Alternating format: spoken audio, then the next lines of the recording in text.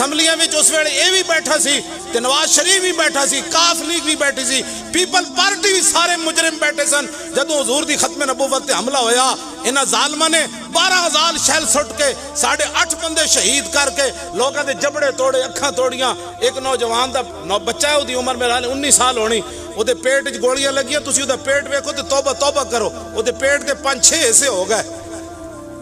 یہ تو ایک مثال اسی تانوں دے رہے ہیں، ساڑھے نال اتنے بڑے ظلم نہ کیتے، یہ سارے تماشے ویکھتے رہے اسمبلیاں میں بیٹھ کے، سوائے ظفر اللہ جمالی تو کسے استعفیٰ دیتا ہے؟ انہوں نے کہا ساری اسمبلی غرق ہو جائے زمین وچ، اے جملہ کہہ کے استعفیٰ دے کے اور نکل گیا باہر۔